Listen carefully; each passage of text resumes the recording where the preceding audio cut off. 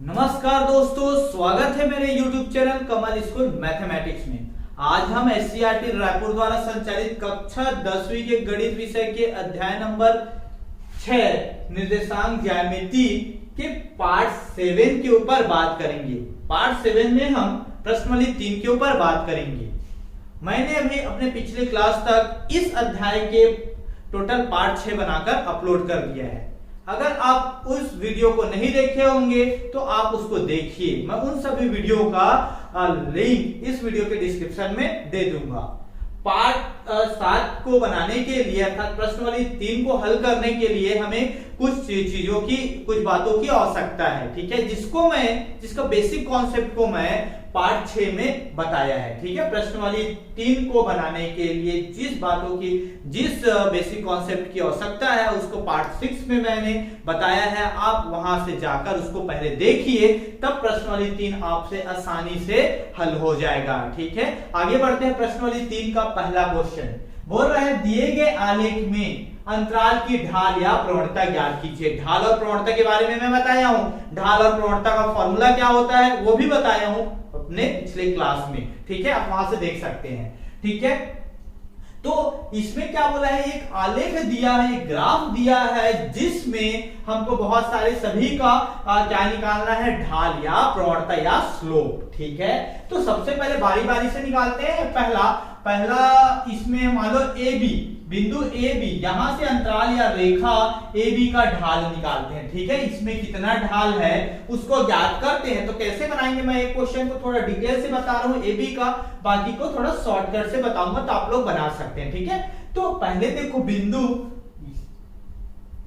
A, ठीक है। A क्या है, 1 5, ठीक है, तथा B क्या है, 3 7, ठीक है, कि ढाल या प्रवणता, ठीक है, निकालना है, ठीक है, कि ढाल या प्रवणता, ठीक है। मैं ढाल बोलूं या प्रवणता एक ही बात है, या स्लोप बोलूं, ठीक है। प्रवणता ज्ञात करना है, ठीक है, हमको इसका ज्ञात करना है। तो यहां पर आप देख सकते हैं, इसमें x1 x2 ले लो, ठीक है। इसको x1 ले लो, x1 बराबर क्या होगा, 1 होगा, और y1 बराबर क्या होगा, 5 होगा, ठीक है। इसी प्रकार तथा x2 क्या हो जाएगा, x2 का मान 3 होगा और y2 का मान क्या होगा, 5 होगा। देखो x1 ये वाला x1 और y1, x2 और y2, ठीक है।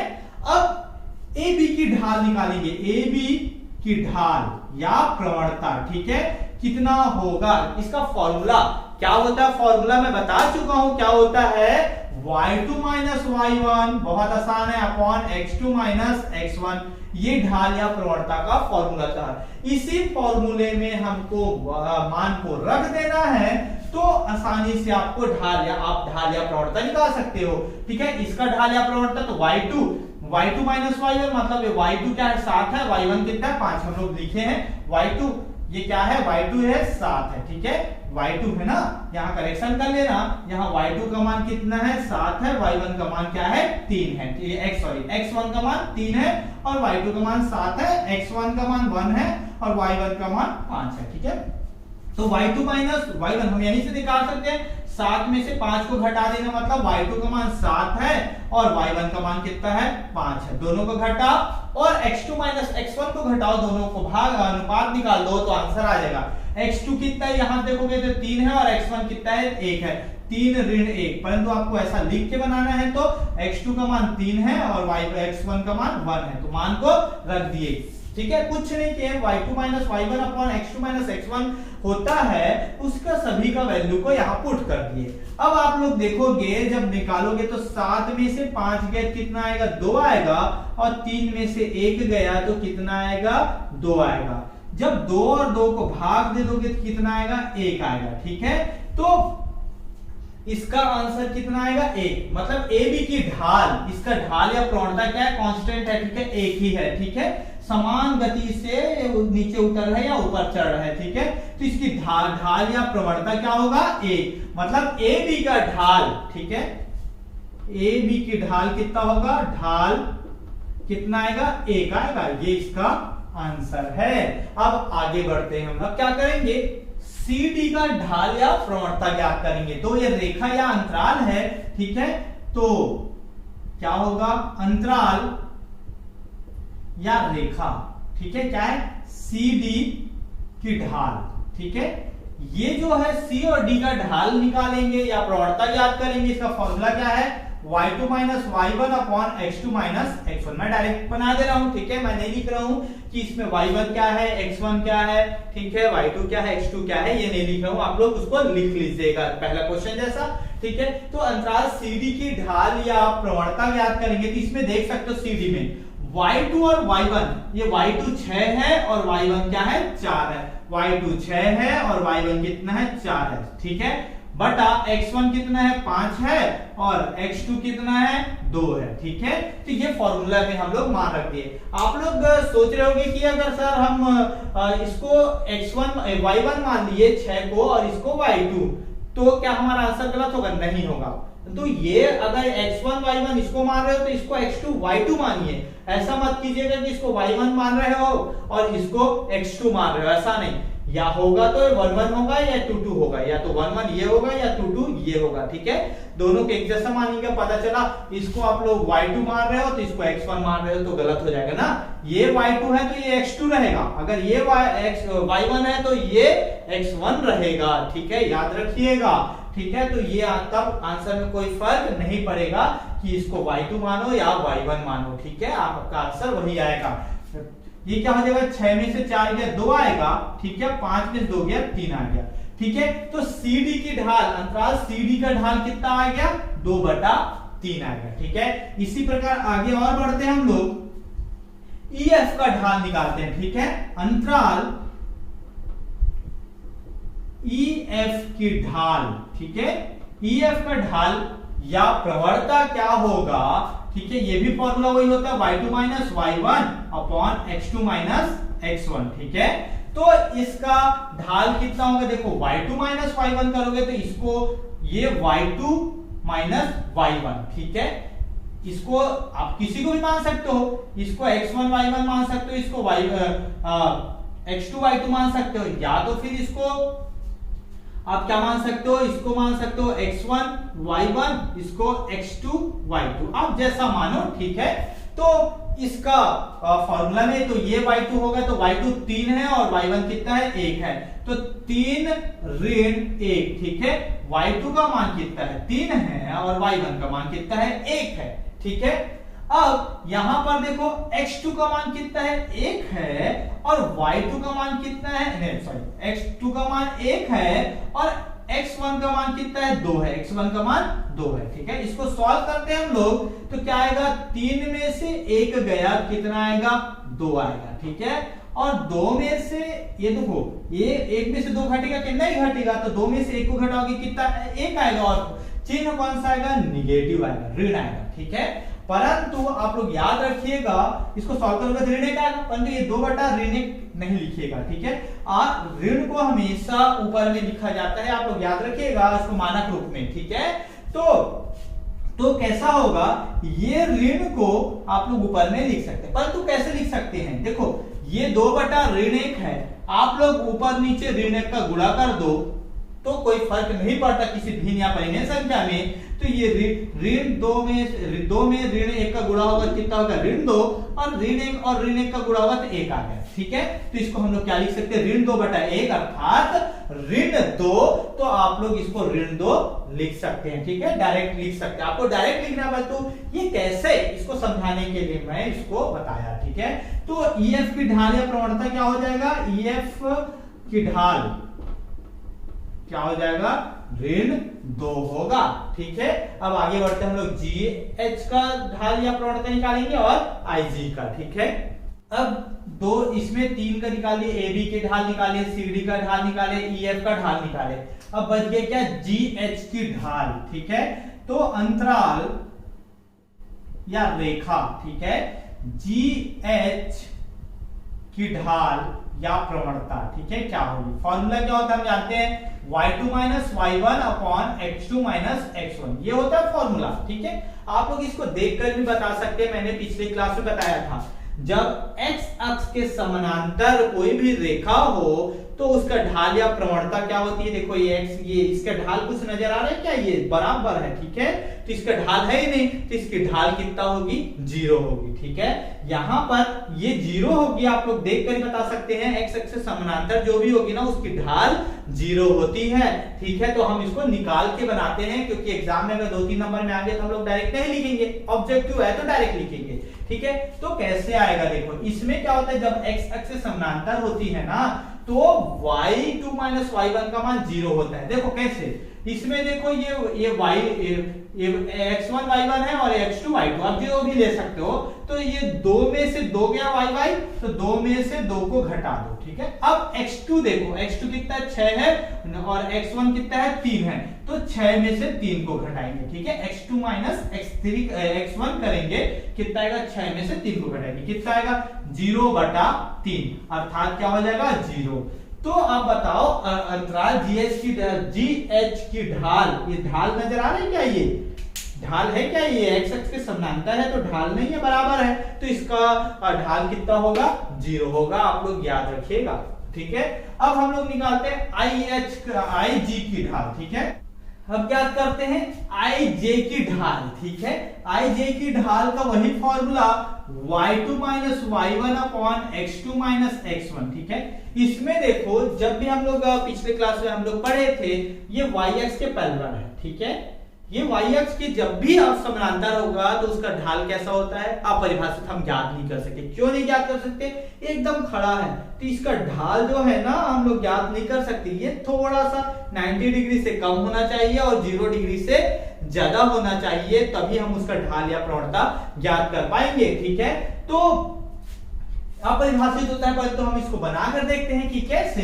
इसमें क्या होता है, ये जब y अक्ष से पैरेलल होता है ना, तो ये देखो पहले तो y2 माइनस y1 निकालो, तो y2 कितना है, 5 है, और y1 कितना है, 1 है, तो 5 में से 1 को घटाओ, ठीक है। फिर x2 माइनस x1 निकालोगे, ये x2 है और ये क्या है, ये x2 7 है और x1 कितना है, 7 है, तो 7 में से 7 को घटाओगे तो कितना आएगा, 0, मतलब ये कितना है, 4/0, 4/0 मतलब ये क्या है, भाग दे सकते हैं क्या, नहीं, अपरिभाषित होता है, अपरिभाषित मतलब हम लोग ज्ञात नहीं कर सकते, 0 से भाग नहीं दे सकते, तो ये उसका IJ की ढाल है। तो आप लोग याद रखिएगा, ऑब्जेक्टिव में आएगा अगर x अक्ष के समानांतर या पैरेलल बोलेगा, और x अक्ष के पैरेलल रहेगा, ऐसा सीधा x अक्ष के में रहेगा ना, तो उसका ढाल या प्रवणता कितना होगा, 0।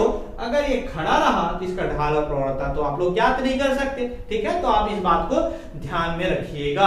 अब आगे बढ़ते हैं लोग प्रश्न नंबर 2 की ओर। प्रश्न नंबर 2 बोल रहा है, x अक्ष के समानांतर रेखा की प्रवणता क्या होगी। अभी मैं बताया हूं, x अक्ष के समानांतर रेखा की प्रवणता क्या होती है, 0 होती है, ठीक है। तो आप उसको लिख दीजिएगा, और लिखोगे कैसे, आप डायरेक्ट ऑब्जेक्टिव है 1 नंबर का, तो लिख दीजिए कि 0 होती है, ठीक है। या फिर आप ऐसा भी लिख सकते हैं, ठीक है, कि x अक्ष के समानांतर रेखा, मतलब x अक्ष से समानांतर जो भी रेखा होती है, तो y2 x अक्ष से समानांतर में क्या होती है, y2 माइनस y1 बराबर क्या होती है, 0 होती है। y2 माइनस y1 क्या होती है, 0 होती है, ठीक है, 0 होती है। अतः ठीक है, x अक्ष के समानांतर रेखा की प्रवणता 0 होती है, ठीक है।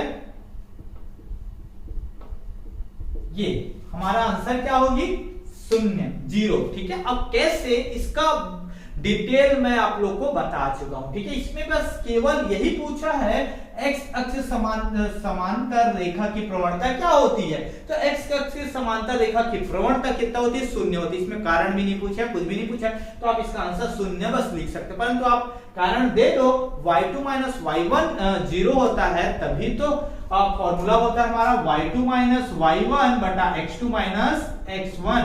ये मान 0 हो गया तो ये तो कुछ भी होगा, तो इसका आंसर हमेशा 0 ही आएगा। तो एक्स अक्ष समांतर रेखा की प्रवणता क्या होगी? शून्य होगी। ठीक है, अब आगे बढ़ते हैं हम लोग प्रश्न नंबर 3 की ओर। प्रश्न नंबर 3 बोल रहा है एक रेखा बिंदु 7, 10 से गुजरती है जिसकी ढाल 5/6 है। मतलब एक रेखा है जो बिंदु जिसके बिंदु के निर्देशांक क्या है 7, 10 है और उसकी ढाल मतलब ये कोई रेखा हो गया। ठीक है, और उसके एक बिंदु 7 और 10 है। ठीक है, और उसकी ढाल कैसा है 5/6 है। ठीक है, तो दूसरी बिंदु मतलब ये कोई रेखा है मान लो। ठीक है, उसका एक 7, 10 दिया है। ठीक है, इस निर्देशांक। ठीक है, और इसकी ढाल कितना है 5/6। तो दूसरे बिंदु का निर्देशांक, इसमें दो क्वेश्चन है। पहला क्वेश्चन इस रेखा पर उस बिंदु के x निर्देशांक ज्ञात कीजिए जिसका y निर्देशांक कितना हो 15 हो। तो y निर्देशांक 15 होगा मतलब ये ऊपर ये ऐसा रहेगा। ठीक है, तो उसमें x के निर्देशांक तो दिया है तो निकालना है, परंतु y के निर्देशांक क्या दिया है 15 दिया है। तो इसमें दो बिंदु होते हैं तो हम लोग बारी बारी से इसको दोनों को, इसमें दो क्वेश्चन है पहला और दूसरा, तो बारी बारी से हल करते हैं। पहला में क्या बोल रहा है दिया है। ठीक है, पहला बिंदु। ठीक है, रेखा का पहला बिंदु क्या है? पहला बिंदु, दो बिंदु है बिंदु, ये पहला बिंदु क्या है 7, 10। ठीक है, 7, 10 है। ठीक है, ये 7, 10 दिया है पहले से। तथा दूसरा बिंदु, दूसरे बिंदु के निर्देशांक। ठीक है, दूसरे बिंदु के निर्देशांक। ठीक है, दूसरे बिंदु के निर्देशांक क्या होगा? ठीक है, आप लोग देख सकते हैं इसमें x के निर्देशांक को तो ज्ञात करना है। तो x की जगह पे हम लोग मान लो x है, x का निर्देशांक कितना है x है, और y के निर्देशांक कितना दिया 15। तो ये ऐसा बनेगा x और y। ठीक है। अब यहां पर आप लोग जानते हैं यहां पर। ठीक है, x1 y1 क्या होगा? x1 ये है और y1 क्या है 10 है। तो x1 बराबर 7, y1 बराबर 10। ठीक है, तथा x2 का मान कितना है x है और y2 का मान कितना है 15 है। x2 का मान कितना है x है और y2 का मान कितना है 15। ठीक है, आप लोग ऐसा लिख सकते हैं। ठीक है, इसके बाद और क्या दिया है? दिया है ढाल, ये ढाल दिया है। ठीक है, 5/6। ठीक है, ढाल कितना दिया है 5/6, ये तो दिया है। ठीक है, हमको इतने चीज पहला क्वेश्चन में पता है। ठीक है, अब क्या निकालेंगे कि रेखा का ढाल या प्रवणता, ये हो रहा है ना इस रेखा का उस बिंदु x निर्देशांक, ये ढाल और प्रवणता दिया है। ठीक है, रेखा की ढाल कितना दिया है? ये दिया है ना ढाल कितना दिया है 5/6। ये 5/ढाल दिया है। ठीक है, परंतु किसी रेखा का ढाल या प्रवणता का फॉर्मूला ये हमारे पास दिया है। ठीक है, ढाल किसी रेखा की ढाल कितना दिया है 5/6 दिया है। अब यहां पर आपको जानना है कि रेखा की ढाल या प्रवणता का फॉर्मूला क्या होता है। हम लोग पढ़े हैं अभी एक क्वेश्चन में हल किए थे, क्या होता है y2 minus y1 upon x2 minus x1, ये होता है इसकी ढाल या प्रवणता का फॉर्मूला। ठीक है, ये फॉर्मूला हम लोग अच्छे से पढ़े हैं। अब मान रख देते हैं y2 का मान कितना आएगा 15 आएगा। ठीक है, y1 का मान कितना आएगा 10 आएगा, x2 का मान कितना आएगा x आएगा, और x1 का मान कितना आएगा ax1 है। ठीक है, x1 का मान कितना आएगा 7 बराबर कितना दिया 5/6। ठीक है, और आगे हल करते इसको कैसे हल करेंगे आप? पहले तो इसको सॉल्व कर लेते हैं। ठीक है, 15 में से 10 गया कितना आया 5 आया, x में से 7 तो नहीं घटेगा तो x ऋण 7 आया, ये आएगा 5/6। अब ये कैसे हल होगा आप लोग जानते हैं, इसको हम लोग समीकरण हल करते हैं, क्रॉस मल्टीप्लिकेशन 3 का गुणा कर देंगे, 6 का गुणा इधर और x का ऋण 7 का गुणा इधर। ठीक है, क्रॉस मल्टीप्लिकेशन या तिर्यक गुणा, तो कितना हो जाएगा 5 × 6 बराबर इस 5 में किसका गुणा होगा x ऋण 7 का। ठीक है, x ऋण 7। ठीक है, अब ये आएगा 5 × 30 बराबर ये आएगा 5x। ठीक है, कितना आएगा 5x ऋण 7 × 35। ठीक है, अब क्या करेंगे अंक वाले को एक तरफ समान जाति वाले को, तो जो अचर राशि उसको इस तरफ ले आते हैं, ऋण 35 इधर ऋण है तो इधर आएगा क्या हो जाएगा धन हो जाएगा, 30 धन 35 बराबर 5x। ठीक है, अब 30 और 35 को जोड़ोगे कितना आएगा 65, ठीक है, कितना आएगा 65। अब x का मान निकालेंगे तो 5 इधर गुणा कर रहा है, इधर आएगा क्या हो जाएगा भाग करेगा, ठीक है। तो 65/5 बराबर x, कितना आएगा 5 एकम 5, उसके बाद ये एक आया 5 तिया 15, 13 5 65। तो x का मान कितना आया 13 आया, ठीक है। x के निर्देशांक क्या होगा 13। इसमें केवल पूछा है उस बिंदु के x के निर्देशांक ज्ञात कीजिए, क्या आएगा x के निर्देशांक क्या होगा 13, ठीक है। अगर इसमें बात याद रखिएगा x के निर्देशांक बोला है तो 13, कहीं ये बोलता वो बिंदु क्या है, तो बिंदु क्या था ये x और 15, तो 13,15 होता और ये कोष्टक बंद होता। तो ये याद रखिएगा बिंदु के निर्देशांक पूछ रहे हैं कि केवल x और y के निर्देशांक पूछ रहे हैं, ठीक है। तो आप वैसा हल कीजिए, इसमें केवल x के निर्देशांक पूछा है तो x का मान ही बताओ। अगर बिंदु बोलता तो 13,15, ठीक है, कोष्टक बंद, ठीक है। तो ये आता, ठीक है। अब आगे बढ़ते हैं हम लोग प्रश्न नंबर, इसी का प्रश्न नंबर 2 की ओर। प्रश्न नंबर 3 का दूसरा भी ठीक उसी प्रकार बनेगा, ठीक है, सेम टू सेम, प्रश्न 1 जैसा। तो पहले क्या होगा, देखो रेखा, कोई रेखा है, रेखा पर स्थित पहला बिंदु क्या है, ये पहला बिंदु, ठीक है। पहला बिंदु क्या है 7 और 10, सेम टू सेम, ठीक है। तथा दूसरे बिंदु के निर्देशांक, इसमें क्या बोला है y निर्देशांक ऋण 3 है और पर x का मान ज्ञात कीजिए। इसमें भी x का मान ज्ञात करना है, जबकि y के निर्देशांक कितना है ऋण 3 है, तो x का मान को तो x ही लिख दो, ठीक है। और y का मान कितना है इसमें ऋण 3 है, ठीक है। अब यहां पर आप लोग लिख सकते हैं, यहां पर x1 क्या हो गया 7 हो गया, तथा x1 7 और y1 कितना है 10 है, ठीक है। तथा x2 कितना है, x2 का मान x और y2 का मान कितना है ऋण 3, ठीक है। अगर आप कहीं गलती से इसको x2 y2 मान दिया और इसको x1 y1 मान दिए तो भी आंसर गलत नहीं होगा, सही होगा, ठीक है। तो आप कुछ भी किसी को भी मान सकते हो, इसको 1 1 मानोगे तो इसको 2 2 मानना, ऐसा नहीं करना इसको 1 मान रहे हो x1 तो इसको y2 मान रहे हो, ऐसा नहीं, ठीक है। या x1 y1 या फिर x2 y2, ठीक है, समझ में आया।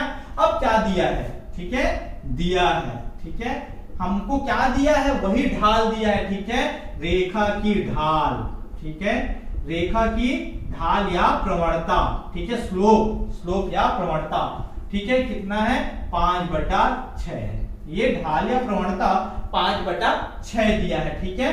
अब रेखा का ढाल का फॉर्मूला आप जानते हैं, क्या होता है y2 minus y1 upon x2 minus x1 बराबर 5/6, यही होता है, ठीक है। ये 5/6 दिया है, ठीक है।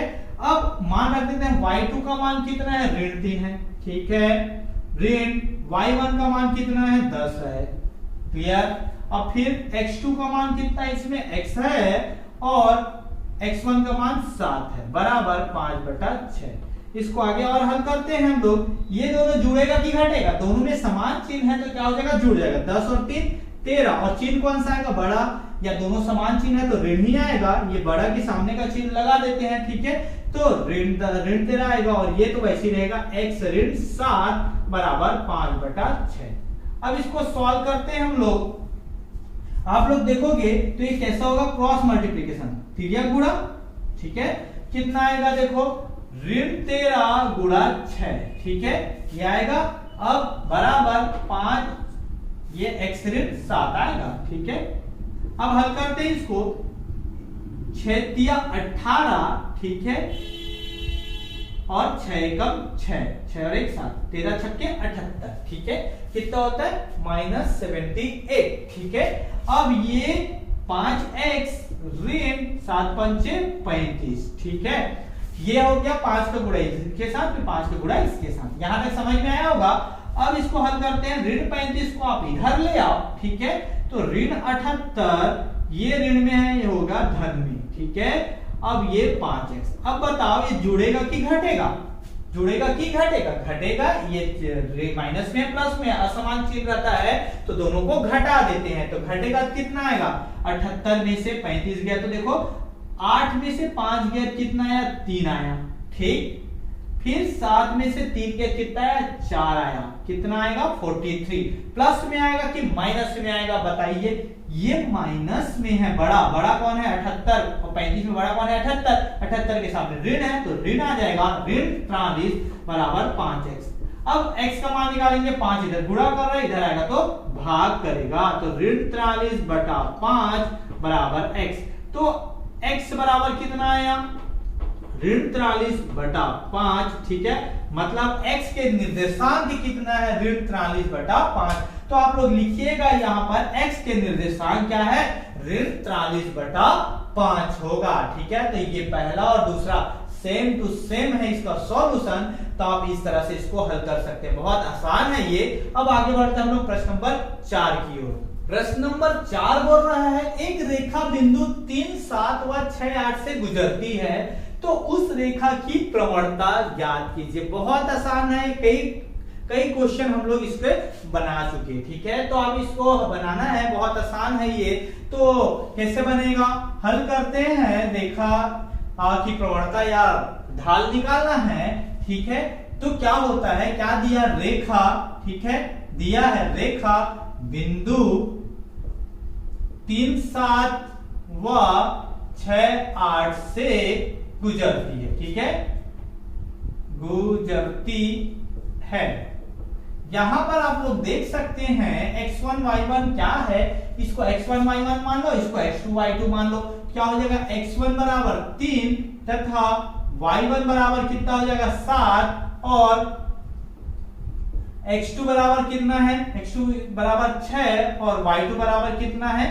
8। ये है। ठीक है, अब क्या करेंगे? रेखा की प्रवणता। ठीक है, रेखा की प्रवणता या ढाल, रेखा की प्रवणता या ढाल का फॉर्मूला क्या होता है? हम लोग जानते हैं क्या होता है? y2 minus y1 upon x2 minus x1, यही होता है इसका फॉर्मूला। अब क्या करेंगे? फॉर्मूला में मान रख दो। y2 का मान कितना है? 8, ऋण y1 का मान कितना है? 7 बटा x2 का मान कितना है? 6, x1 का मान कितना है? 3। ठीक है, समझ में आया होगा। अब इसको घटाएंगे कितना हो जाएगा? 8 में से 7 गया कितना होगा? 1 और 6 में से 3 गया तो 3। तो इसका आंसर क्या हुआ? रेखा की प्रवणता कितना है? 1/3, या इसका आंसर हुआ। ठीक है, कितना होगा? 1/3 आएगा इसकी रेखा की प्रवणता। ठीक है, अब आगे बढ़ते हम लोग प्रश्न नंबर 5 की ओर। प्रश्न नंबर 5 बोल रहा है सरल रेखा 5x धन 6y बराबर 7 को y बराबर mx धन c के रूप में लिखे। मतलब ये जो रेखा दिया है ना, उसको इस रूप में लिखना है। ठीक है, तथा रेखा की ढाल या y अक्ष से तथा y अक्ष से अंतःखंड ज्ञात कीजिए। मतलब हमको इसको पहले इस रूप में बदलना पड़ेगा, फिर हमको m और c का मान निकालना पड़ेगा। क्यों? m का वैल्यू m को ही हम उसका ढाल बोलते हैं, रेखा की ढाल बोलते हैं, और c को y अक्ष से अंतःखंड बोलते हैं हम लोग। मैं जब पार्ट 6 को बता रहा था तो मैं बताया था m क्या होता है? रेखा की ढाल होता है, और c क्या होता है? y अक्ष से अंतःखंड होता है। तो आप इस बात को ध्यान रखिएगा। तो पहले हम लोग इसको लेते हैं और इस रूप में बदलने की कोशिश करते हैं। ठीक है, तो हल ये दिया है क्या रेखा दिया है? 5x धन 6y बराबर 7। ठीक है, इसको हम लोग चेंज करते हैं, इसमें y का मान निकालना है। देखो y का मान, तो सबसे पहले y का मान निकालना, y यहां पर है तो आप इसको इधर भेजिए। ठीक है, तो ये 6y होगा और ये 5x धन है तो उधर जाएगा तो क्या हो जाएगा? ऋण होगा। ठीक है, क्या होगा? 7 ऋण 5x, ये हो गया। ठीक है, अब क्या करेंगे? y का मान निकालना, तो 6 इधर गुणा कर रहा है तो उधर जाएगा तो क्या हो जाएगा? भाग होगा। मतलब y बराबर कितना होगा? 7 ऋण 5x बटा 6, दोनों के नीचे में आया। अब इसको और थोड़ा हल करते हैं तो क्या होगा? ये दोनों के नीचे में है तो इसको अलग अलग लिख दो। 7/6 ऋण 5x बटा 6। ठीक है, यहां तक समझ में आया। अब इसको और जमा के लिख लेते हैं, इस रूप में लिखना है तो x वाले को पहले लिख देते हैं और c वाले को बाद में। ठीक है, तो क्या हो जाएगा y बराबर कितना हो जाएगा ऋण 5x बटा 6, ठीक है, और ये इसके सामने क्या है धन है तो धन का चिन्ह 7 बटा 6 ये आएगा, ठीक है। तो ऋण 5 बटा 6 का गुणा x से धन 7 बटा 6, ठीक है, ये एक समीकरण इस रूप में बदल गया, ठीक है। अब समीकरण इसकी तुलना आप इससे कर लो, ठीक है, तो समीकरण y बराबर क्या है ऋण 5 बटा 6x धन 7 बटा 6 की तुलना, ठीक है, किससे करना है, ये क्या हो जाएगा, ये किसका समीकरण है रेखा का समीकरण, ठीक है, रेखा के मानक रेखा के समीकरण क्या है y बराबर mx धन c से करने पर